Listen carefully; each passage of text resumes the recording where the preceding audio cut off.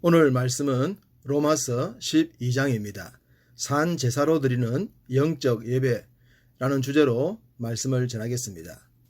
만물이 주에게서 나오고 주로 말미암고 주로 돌아간다는 것을 믿는다면 어떤 기득권이나 혈통적 우월주의를 자랑하지 않을 것입니다. 자신들만 특별할 수가 없기 때문입니다. 모든 것이 주께로부터 시작되었고 주께로 돌아가니 주의 뜻이 중요해지는 것입니다. 아담을 모든 인류의 조상으로 만드셨다면 모든 인류가 하나님의 백성이 되어야 하는 것은 지극히 당연합니다. 혈통적, 선택적이라는 것으로 구별할 수 없습니다. 구별할 수 있는 것은 오직 하나입니다. 예수 그리스도와 연합했느냐의 유무죠. 하나님과 분리되었던 자들이 하나님과 하나가 되었느냐 아니냐에 의한 구별만 존재할 뿐입니다. 유대인들은 성전 예배를 사수했었습니다. 주님께서 성전을 헐면 사흘 만에 짓겠다고 하셨지만 이해하지 못했습니다.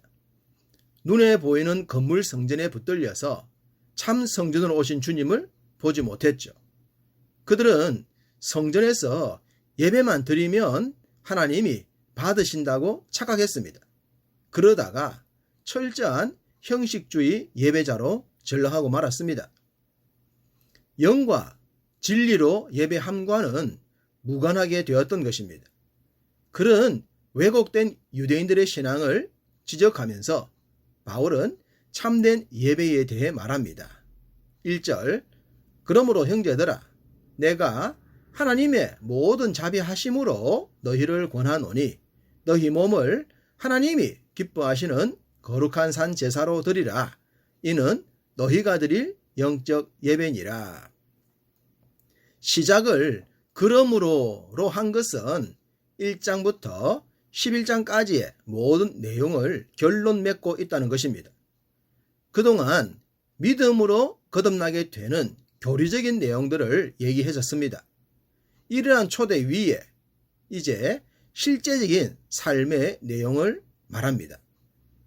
바울은 우리 자신을 하나님이 기뻐하시는 거룩한 산 제물로 드리라고 했습니다. 살아있는 제물로 드리라는 것이죠. 구약시대의 제사는 반드시 살아있는 제물로 제사를 드렸습니다. 그것도 온전하고 흠이 없는 것으로 말입니다. 그것이 구별된 것이죠. 그래야 하나님께서 기뻐 받으신다고 했습니다. 동일하게 우리의 삶도 그러해야 한다는 말입니다. 하나님이 기뻐하시는 기준에 합당해야 합니다. 그럴 때 그것이 영적 예배가 되는 것입니다. 예배의 초점, 삶의 초점이 하나님께 맞춰질 때 그 예배는 살아있는 예배가 되고 하나님이 기뻐하시는 예배가 됩니다. 무엇보다 우리가 살아가는 삶의 현장에서 이 모습을 보여야 합니다. 2절 너희는 이 세대를 본받지 말고 오직 마음을 새롭게 함으로 변화를 받아 하나님의 선하시고 기뻐하시고 온전하신 뜻이 무엇인지를 분별하도록 하라. 이 세대를 본받지 말라고 합니다. 이 세대란 세상의 풍조를 말하지 않겠습니까? 유행 따라 움직이는 세상의 모습입니다. 요즘 학원 자율학업이나 동성결혼 합법화 얘기가 자주 나옵니다. 이 말이 겉으로 볼 때는 상당히 좋아 보일 수 있습니다. 특별히 학원 자율화라고 했으니 말입니다. 그런데 그 말 속에 아주 무서운 독이 들어 있습니다. 동성애를 비롯하여 어떤 행동을 해도 자율화에 맡기겠다는 겁니다. 심지어 군대에서조차 동성들끼리 연애하는 것을 허락하겠다는 겁니다. 이런 것이 세상의 풍조입니다. 본받지 않아야 할 것들입니다. 그런데 심지어 목사들 중에도 이런 것을 인정하자는 사람들이 있습니다. 죄송하지만 미친 것 아닙니까? 성경에 있는 내용을 부정하는데도 세상이 원하고 세상에 도움이 될 것 같으니 하자고 하니 말입니다. 초점을 세상에 맞추고 있습니다. 성경을 기준으로 삼지 않는 것입니다. 요한 1서 2장 16절 이는 세상에 있는 모든 것이 육신의 정욕과 안목의 정욕과 이생의 자랑이니 다 아버지께로부터 온 것이 아니요 세상으로부터 온 것이라. 사도 요한은 세상에 있는 세상이 주장하는 것들은 하나님께로부터 온 것이 아니라고 했습니다. 그런데 그런 것들을 인정해 버리면 세상 속에 영적 예배와 살아있는 예배는 가능하겠습니까? 최소한 믿는 우리들이라도 세상과 달라야 세상을 경고하고 세상을 조금이라도 바꿀 수 있지 않겠습니까? 바울은 성도들이 세상 속에서 거룩한 영적 예배자로 살아갈 때 비록 우리가 남남으로 살더라도 하나가 된다고 합니다. 5절 이와 같이 우리 많은 사람이 그리스도 안에서 한 몸이 되어 서로 지체가 되었느니라. 참된 공동체는 지역과 혈통 등 그 모든 것을 초월합니다. 머리 대신 그리스도에 접붙임 바 되어 영적 예배자로 살아갈 때 모두가 지체 곧 형제 자매가 되는 것입니다. 그리고 그 공동체의 힘이 세상을 이기는 능력이 되는 것입니다.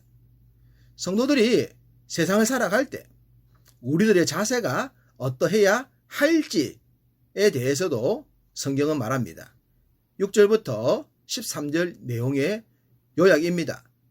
악을 미워하고 선에 속하며 열심을 품고 주를 섬기며 환난 중에 참으라고 말입니다. 세상은 악하죠. 세상에 속한 사람들도 악합니다. 그런 세상을 살면서 그들처럼 되지 않는 것이 악을 미워하는 것입니다. 세상이 자신들의 목적 달성을 위해 열심히듯 성도들도 열심을 내어야 합니다. 거룩한 것을 위해서 더더욱 열심해야 합니다. 또한 환난과 역경을 이겨내야 합니다. 참아내야 합니다. 세상은 넓은 길과 편한 길을 제시합니다. 그러나 믿음의 길은 결코 넓지도 않고 편하지도 않다는 것을 기억해야 합니다. 그래야만 견뎌낼 수 있고 참아낼 수 있고 이겨낼 수 있는 것입니다. 우물 안의 개구리처럼 세상을 너무 쉽게 보지 않아야 합니다.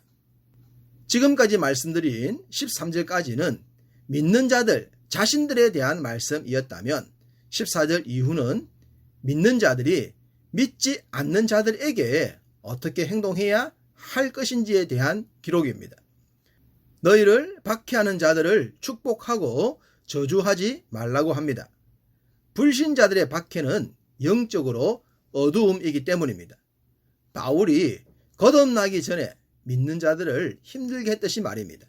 그러니 불쌍히 여기면서 그들의 영혼을 위해 기도해야 합니다. 악으로 악을 갚지 말라고 합니다. 악으로 악을 갚으면 악을 이길 수도 없고 악을 바꿀 수도 없습니다. 악으로 악을 갚는 것엔 세상이 전문이기 때문입니다. 그러니 반대로 선으로 악을 이기는 능력을 배양해야 합니다. 그것이 하나님이 주시는 능력입니다. 원수를 갚지 말고 하나님께 맡기라고 합니다. 나쁜 놈을 경찰에 맡겨야지 우리가 직접 처리할 수 없습니다. 때로 공권력이 미치지 않고 더딜 때가 있습니다만 그래도 공권력을 믿어야죠.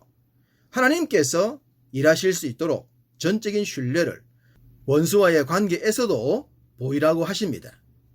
12장의 마지막 구절입니다. 21절 악에게 지지 말고 선으로 악을 이기라. 무슨 일이든지 지지 않으려면 훈련을 해야 합니다. 선수가 되어야 합니다. 프로가 되어야 합니다. 전문가가 되어야 합니다. 그러면 이길 수가 있습니다. 지지 않는 것은 비기는 수준이지만 거기에 머물지 않아야 합니다. 이겨야 합니다. 그것이 진정한 싸움의 결론입니다. 선으로 악을 이기는 것이 주의 말씀의 결론입니다. 그것도 문제 많은 이 세상 속에서 말입니다. 당연히 우리의 능력으론 한계가 있습니다. 그러므로 강하신 주를 의지합시다. 그래서 불가능해 보이지만 주의 방법인 선으로 세상을 능히 이기는 여러분 모두가 되시기를 주님의 이름으로 축복합니다.